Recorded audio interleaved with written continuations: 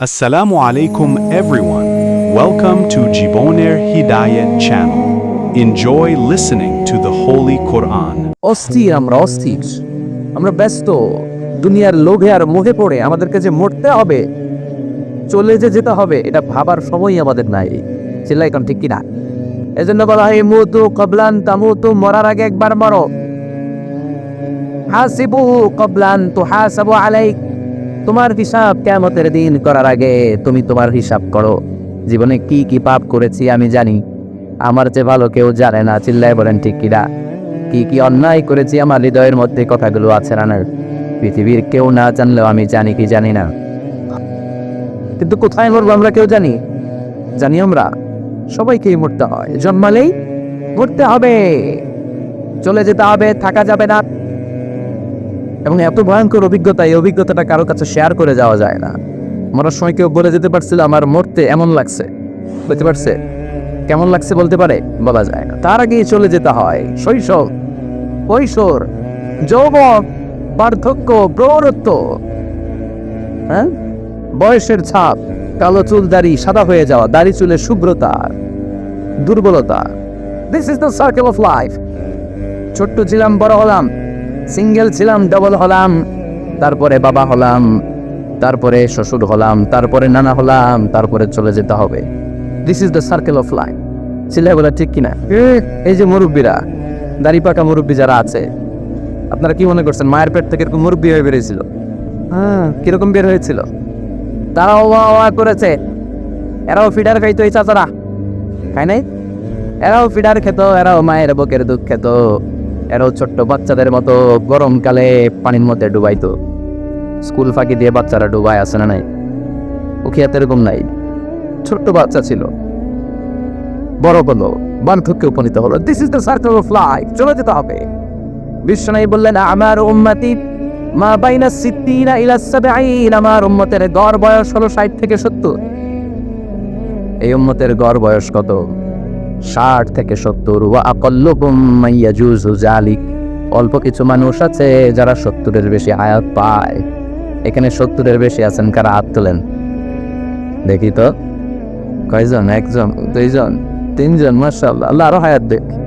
আল্লাহ এদেরকে আরো হায়াত দারাজ করুক। চিল্লায় বলেন আমির। তার মানে আমার উম্মতি মা বাইনা সিত্তিন ইলা সাবঈন, বিশ্বনবী বললেন এই উম্মতের গড় বয়স 60 থেকে 70, আর 70-এর বেশি হায়াত পাবে। ওয়া আকাল্লুকুম মাইয়াজুজু যালিক, 70-এর বেশি পাবে হাতে গোনা, গুনে বের করে ফেলা যায়, একজন, দুইজন, তিনজন, বাকি সব 60-এর আগে নাই। টুস। চিল্লায় এখন ঠিক কিনা? বাংলাদেশের গড় হায়াত কত মানুষের? 60। বিশ্বনবীর কথার সাথে মিলে গেছে। চিল্লায় পড়ে সুবহানাল্লাহ। এই জন্য বিশ্বনবী বলেন, এই যে মুরব্বীদের দাড়ি পাকে, এই যে রাস্তায় অ্যাক্সিডেন্ট হয়, এই যে ক্যান্সারে আক্রান্ত হয়ে লোকজন মারা যায়, তার উপরেও কি টনক নড়ে না? এরপরেও কি বিবেকে ধরে না যে তোমাকে চলে যেতে হবে? আকসিরু যিকরা হাযিবিল লাযযাত, জীবনের সব স্বাদকে পানসা করে দেয় ওই মরণকে স্মরণ করো। মরণকে স্মরণ করলে জাহান্নাম বরণ করা লাগে না। চিল্লায় বলেন ঠিকই না? আবার আল্লাহ বললেন, রে গোলাম, স্পেশাল একজন ফেরেশতা আমি মরণের জন্য সিলেক্ট করলাম, নাম মালাকুল মাউত। তাকে আমরা আজরাইল বলে চিনি। এই মালাকুল মাউত তার বাহিনী নিয়ে নির্ধারিত টাইমে গোটা বিশ্বের সব মানুষের রূহ কবজ করে। অন টাইম নাকি দেরি করে? মালাকুল মাউত আগেও আসে না, পরেও আসে না। সুবহানাল্লাহ পড়ে। সাইয়েদনা সুলাইমান আলাইহিস সালামের জামানাতে ওনার এক ওয়াজির ছিল, মন্ত্রী। ওই মন্ত্রীকে নিয়ে উনি বৈঠক করতেন। ওনার সময় উনি মালাকুল মাউতের সাথে বৈঠক করতেন। শুনতেছেন? আপনাদের মনোযোগ আছে তো? উনি বৈঠকে বসেছেন, মালাকুল মাউত বসে, ওয়াজিরও বসা। হঠাৎ মালাকুল মাউত ওয়াজিরের দিকে বড় বড় চোখ করে তাকাচ্ছে। বড় বড় চোখ করে তাকানোতে ওয়াজির ভয় পেয়েছে। হঠাৎ মালাকুল মাউত চলে গেল। ওয়াজির বলে, ও সুলাইমান আলাইহিস সালাম, এই যে লোকটা বড় বড় চোখ করে আমার দিকে তাকালো, এটা কে? সাইয়েদনা সুলাইমান বলে, হাদা মালাকুল মাউত। ওয়াজির বলে, ও সাইয়েদনা সুলাইমান, বড় বড় চোখ করে যে তাকালো লোকটা কে? সাইয়েদনা সুলাইমান বলে, হাদা মালাকুল মাউত, এটা মৃত্যুর ফেরেশতা। ওয়াজিরের কলিজায় পানি নাই। এটা কি ফেরেশতা? শুনে তো পিলে চমকে গিয়েছে। কয় কি? মালাকুল মাউত তো আমার চিনে বলেছে, বাড়ি চিনে ফেলছে আমার খবর আছে। সাইয়েদনা সুলাইমান আলাইহিস সালাম জিনদেরকে দিয়ে কাজ করাতেন, মেঘমালাকে দিয়ে কাজ করাতেন। বিশাল সিংহাসন নিয়ে পৃথিবীর পৃষ্ঠ থেকে পশ্চাতে ঘুরে বেড়াতেন। সাইয়েদনা সুলাইমানকে ওয়াজির বলে, ও সুলাইমান, মেঘমালাকে আদেশ করে দেন, আমি আর এই ফিলিস্তিনের ভূখণ্ডে থাকতে চাই না। আকাশের মেঘমালার উপরে আমারে বসিয়ে দেন, আর বলে দেন আমারে নিয়ে যেন আকাশের মেঘমালা হিন্দুস্তানের ওই দূর পর্বতে রেখে আসে। আচ্ছা, আল হিন্দ, হিন্দের সবচেয়ে দূরবর্তী জায়গায় যেন আমার রেখে আসে। সাইয়েদনা সুলাইমান বললেন, আকাশের মেঘ যাও, আমার ওয়াজিরকে নিয়ে হিন্দুস্তানের একটা উপদ্বীপে রেখে আসো। রেখে আসা হলো। কিছুক্ষণ পর মালাকুল মাউত সাইয়েদনা সুলাইমানের কাছে হাজির। সাইয়েদনা সুলাইমান বললেন, ও মালাকুল মাউত, কই ছিলা? একটু আগে হিন্দুস্তান থেকে আপনার ওজিরের রূহ কবজ করে আসছি। সুবহানাল্লাহ পড়ে। এটা আবার কেমন কথা, তুমি ওইখানে গেলে কেন? কয় রব্বুল আলামিন কিছুক্ষণ আগে আমার কাছে পায়গাম পাঠিয়েছে, যাও সাইয়েদনা সুলাইমানের ওয়াজিরের রূহটা কবজ করো। কবজ করার জায়গা হলো হিন্দুস্তানের উপদ্বীপ। কোন জায়গায়? মালাকুল মাউত এসে দেখে সুলাইমান নবীর সাথে মিটিং করে। ওয়াজির কার সাথে মিটিং করে? সুলাইমান নবীর সাথে। কিন্তু ফরমানে লেখা রূহ কবজ করতে হবে কোথায়? হিন্দুস্তানে। সুবহানাল্লাহ না? এই জন্য বড় বড় চোখ করে আমি তাকিয়েছি, আর মনে মনে ভাবলাম টাইম তো নাই, কারণ মৃত্যু তো অন টাইমে হতে হয়, এখনই ওর রূহ কবজ করতে হবে। কেমন করে ওইখানে যাবে আমি জানি না, আমি আগে চলে যাই। মালাকুল মাউত চলে গেল, যে দেখে ওই জায়গায় ওয়াজির হাজির। সাথে সাথে রূহ কবজ করে আল্লাহর কাছে চলে গিয়েছে। পড়েন সুবহানাল্লাহ। এই জন্য আল্লাহ বললেন, মালাকুল মাউত আমি নির্ধারণ করে দিয়েছি, পৃথিবীর প্রতিটি মানুষ মালাকুল মাউতকে দেখবে, চাক্ষুষ দেখবে, ভালো হলেও দেখবে, খারাপ হলেও দেখবে। কার কথা?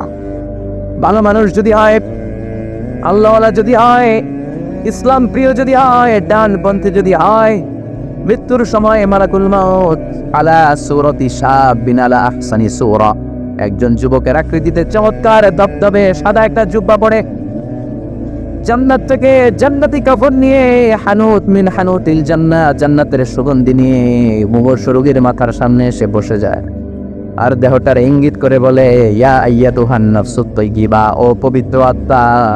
আরেক বর্ণনায় এসেছে, ইয়া আইয়াতুহান নাফসুল মুতমাইন্না, ও প্রশান্ত আত্মা, উখরুজি ইলা মাগফিরাতিম মিনাল্লাহ, আল্লাহর ক্ষমার দিকে বের হয়ে আসো। উখরুজি ইলা মাগফিরাতিম মিনাল্লাহি ওয়া রিদওয়ান, আল্লাহর ক্ষমার সন্তুষ্টির দিকে রূহটা বের হয়ে আসো। স্মুথলি বলার সাথে সাথে মুমিনের দেহ থেকে রূহটা বের হয়ে আজরাইলের হাতে চলে যায়। স্মুথলি বলার সাথে সাথে স্বাচ্ছন্দ্যে, আনন্দে মুমিনের দেহ থেকে রূহটা সা করে বের হয়ে মালাকুল মাউতের হাতে এসে পড়ে। পড়েন সুবহানাল্লাহ। আল্লাহ এমন মৃত্যু তুমি আমাদের নসিবে রেখে দিও, চিৎকার করে পড়েন আমিন। আর যারা ইসলাম মানে নাই, আর যারা কোরআন মানে নাই, আর যারা দিন কায়েমের আন্দোলন করে নাই, দিনকে ভালোবাসে নাই, বাম আর রামপন্থী ছিল, নাস্তিক ছিল, ইসলাম বিরোধী ছিল, তাদের কাছেও মালাকুল মাউত আসে কি আসে না? চিল্লায় বলেন, আসে কি আসে না? তাদের কাছেও আসে, কিন্তু আলা সূরাতি আতবাহি রাজুল, একজনের চেহারা যত ভয়ঙ্কর হতে পারে, যত নিকৃষ্ট হতে পারে, এরকম ভয়ঙ্করতম নিকৃষ্ট দুর্গন্ধ একটা চেহারা নিয়ে আসে।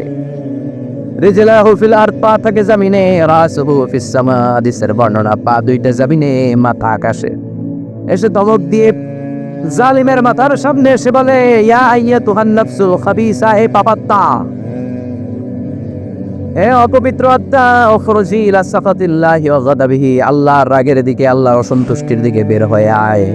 মালাকুল মাউতের এই অর্ডার পাওয়ার সাথে সাথে রূহটা কিন্তু বের হয় না। মুমিনের রূহকে ডাক দিলে যেমনি স্মুথলি বের হয়, কাফিরের রূহ এভাবে বের হয় না। কথা বলে রূহটা ডানে যায়, ফাতাতাফাররাক, একবার রূহটা ডানে যায়, আবার রূহটা বায়ে যায়, আবার সামনে যায়, পায়ে যায়, হাতের মধ্যে ঢুকে ডানে বায়ে যায়। মালাকুল মাউত আবার ধমক দিয়ে বলে, ইয়া আইয়াতুহান নাফসুল খাবিসা, পাপাত্তা, বের হয়ে আয়। রূহটা আবার ডানে যায়, বায়ে যায়, সামনে যায়, পেছনে যায়। এবার খপাস করে মালাকুল মাউত রূহকে ধরে টান মারে। সারা দেহটা থেকে প্রাণ রস সিক্ত করতে করতে দেহ থেকে রূহটাকে টেনে হিচড়ে বের করে আনে, আর মুমূর্ষ রোগীটা চিৎকার মারতে থাকে। পড়েন না আউযুবিল্লাহ। একটা জীবন্ত ছাগলের চামড়াগুলো জবাই না দিয়ে কেউ যদি টেনে টেনে বের করে, ছাগল জবাই হয় নাই কিন্তু চামড়া এক পাশ থেকে টেনে টেনে টেনে হিচড়ে আপনি গা থেকে বের করলে যত কষ্ট হয়, এর চেয়েও বেশি কষ্ট দিয়ে মালাকুল মাউত বামপন্থী আর কাফেরদের রূহটা দেহ থেকে বের করে আনে। পড়েন না আউযুবিল্লাহ। আমাদের রূহটা যেন আল্লাহ, মুমিনদের রূহ আপনি যেভাবে কবজ করান, ওইভাবে যেন আমাদের রূহটা বের হয়ে আসে। আর জোরে পড়েন আমিন।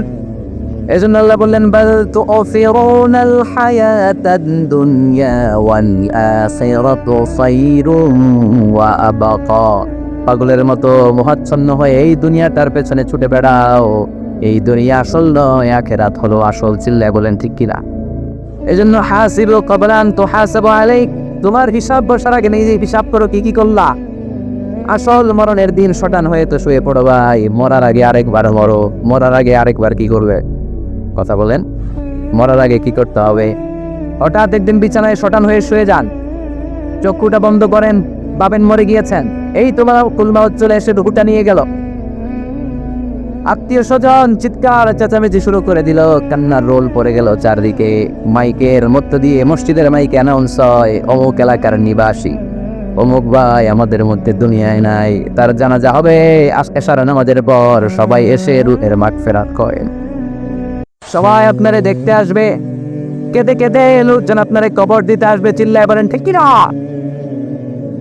কেঁদে কেঁদে সবাই আসবে দেখার জন্য। ছেলেগুলো কাঁদবে, স্ত্রী কাঁদবে, বাবা মা কাঁদবে, বন্ধু বান্ধব কাঁদবে, আর ঘরের মধ্যে রাখা হবে না। এবার আপনাকে গোসল দেওয়ার পালা। চক্ষু বন্ধ করে চিন্তার দরকার আছে না নাই? একটু চোখটা বন্ধ করে ভাবেন, আপনাকে গোসল দেওয়া হবে, জামাগুলো খোলা হবে। এত টাকা দিয়ে যে দামি গোসলখানা টাইলস লাগিয়ে ঘরে বানালেন, আপনার শেষ গোসলটা কি ওই দামি গোসলখানায় হবে? লাশ যেখানে দোয়া হয় ওই জায়গায় দোয়া হবে, আপনাকে কাফন পরানো হবে। আপনার কলিজার টুকরা ছোট বাচ্চাটারে বলা হবে আব্বু দেখে যাও, তোমার বাবারে শেষবারের মতো দেখো। আপনার বাবা মা শেষবারের মতো একটা নজর দিয়ে আপনার চেহারাটা দেখে নিবে। বন্ধু বান্ধবরা শেষবারের মতো একবার আপনারে দেখে নিবে। জানাজার জায়গায় নেওয়া হবে। হবে না এই ঘটনাটা আমাদের? হ্যাঁ, হবে কিনা? হাজার হাজার মানুষ শেষ বিদায় দেওয়ার জন্য আসবে। চারটা তাকবীর দিয়ে ইমাম নামাজ শুরু করবে, আল্লাহু আকবার, আল্লাহু আকবার, আল্লাহু আকবার, আল্লাহু আকবার বলে নামাজ শুরু করবেন। নামাজ শেষ, এবার পালকিতে করে কবরে যাওয়ার পালা। যেতেই হবে, যেতেই হবে। পালকিতে করে লোকজন নিতে শুরু করবে কবরস্থানের ওই জায়গায় যেখানে মানুষ বছরে মানুষ না মরলে যায় না, ওই গহীন নিঝুম কবরস্থানে ঢুকানো হবে। পালঙ্ক থেকে নামিয়ে আপনার জন্য করে রাখা আগ থেকে কবরটার মধ্যে শুইয়ে দেয়া হবে। উপরে বাঁশ দিয়ে ছাউনি, শেষবারের মতো সবাই দেখে বাঁশের ছাউনির উপরে মাটি চাপা দিবে। ঠিক কিনা? চলে যাবে সব, কেউ না, অন্ধকার, শুধু অন্ধকার। এই অন্ধকার যেন শেষ হতে চায়। এই ঘটনা ঘটবে না আমাদের? কথা বলেন, ঘটবে কিনা? এজন্য মরার আগে এগুলো চিন্তার দরকার আছে না নাই? মরার আগে আরেকবার মরার দরকার আছে না নাই? এজন্য রব্বুল আলামিন বলেন বাল তুসিরুনাল হায়াতাদ দুনিয়া ওয়াল আখিরাতু খায়রুম ওয়া আবকা। এই দুনিয়ার জীবনটাকে তোমরা আসল জীবন মনে করো, এটা আসল জীবন নয়। আসল জীবন হলো কবরের জীবন। চিল্লায় বলেন ঠিক কিনা? আসে আর চলে যায়। প্রতিদিন মাইকে অ্যানাউন্স শুনি অমুক এলাকার অমুক লোক নাই, দাদা গেল, বাবা গেল, বড় ভাই গেল, আত্মীয় স্বজন গেল, আমাকেও যেতে হবে, এই চিন্তা মাথায় নাই। চিল্লায় এখন ঠিক কিনা? এজন্য লাইফটা হলো one time, one chance, second কোনো চান্স আপনাকে দেয়া হবে নাকি? কাফেররা বলবে ইয়া রাব্বি আরেকটা সুযোগ দেন, লাউ আন্না লানা কাররা ইয়ানি মাররা, আল্লাহ আরেকটা সুযোগ যদি পেতাম দুনিয়াতে ভালো করে আসতাম।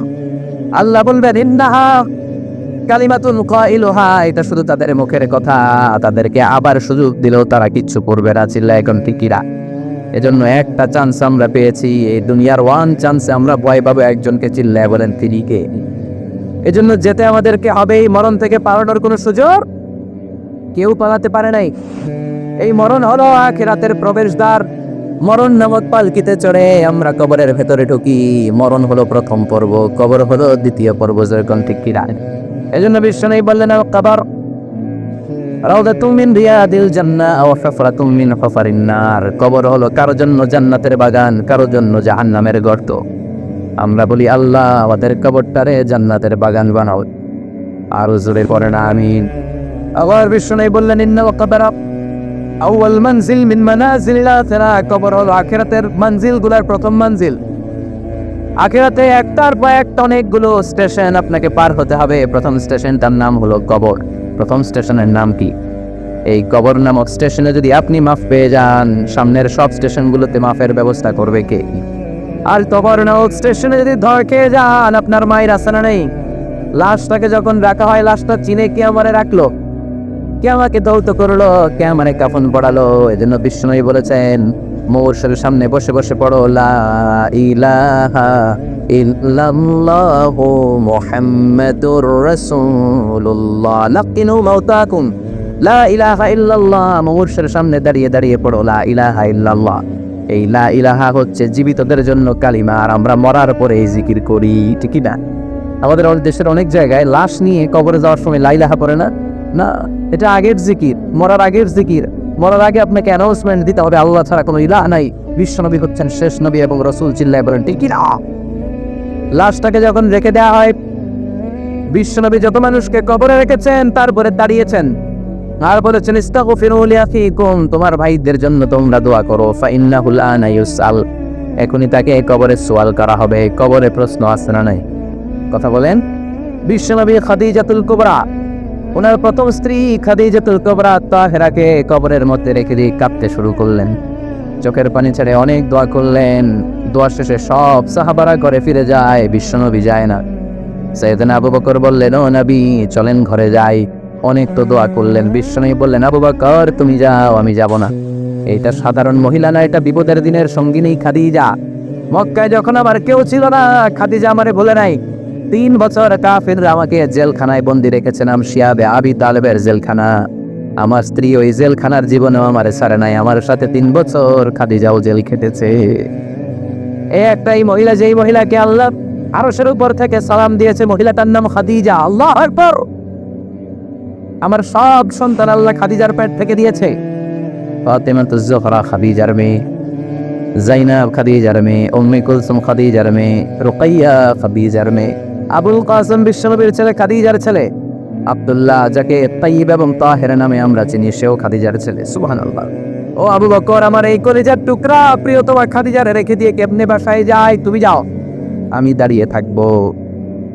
এজন্য কবরের আযাব থেকে বিশ্বনবী পানাহ চেয়েছেন।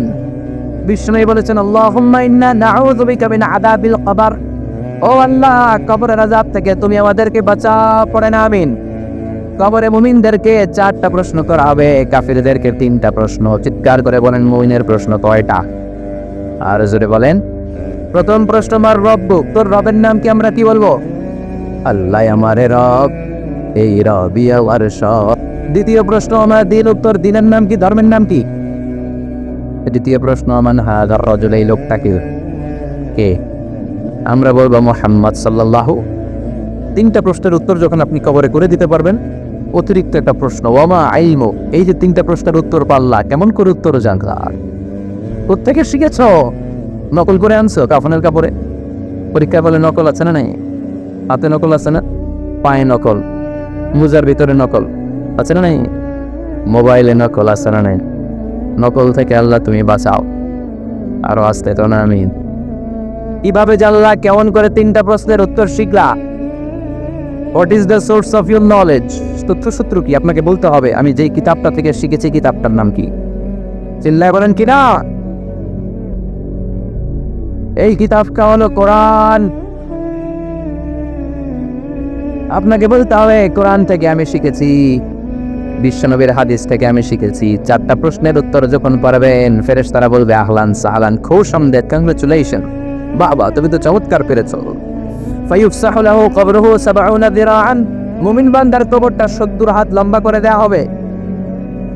ইফতাহু লাহু বাবুন ইলাল জান্নাত, জান্নাতের দিকে তার কবর থেকে একটা দরজা বানিয়ে দেয়া হবে। জান্নাতের সুঘ্রাণ ঠান্ডা বাতাস এসে তার কবরের ভিতরে ঢুকতে শুরু করবে। ইলবাসু লিবাস মিন আহলিল জান্নাত, জান্নাতীদের পোশাক তার গায়ের মধ্যে পরিয়ে দেয়া হবে। আল্লাহু আকবার। আর বলা হবে, নাম কানাউমিল আরুস, বাসর রাতে বর যেমনি কনেকে নিয়ে ঘুমিয়ে যায়, তুমিও একটা ঘুম দাও। আলহামদুলিল্লাহ পড়ে মুমিন বান্দা আনন্দের একটা ঘুম দিবে। ইসরাফিলের সিংগার আওয়াজ ছাড়া পৃথিবীর কোনো কিছুই তার আগে ঘুম ভাঙতে পারবে না। আল্লাহ আমরাও যেন সেদিন কবর একটা মজার ঘুম দিতে পারি, তুমি তৌফিক দাও। জোরে বলেন আমিন। এবার বামপন্থী নাস্তিক আর কাফেরদের পালা, ইসলাম বিদ্বেষীদের পালা। আলে বলাবাদের শত্রুদের পালা, ইসলামকে যারা বিজয়ী শক্তি হিসেবে মানতে পারে নাই তাদের পালা চিল্লাই করতে কিরা? ওদেরকে এই প্রশ্ন রবকে, ওরা বলবে আমি জানি না।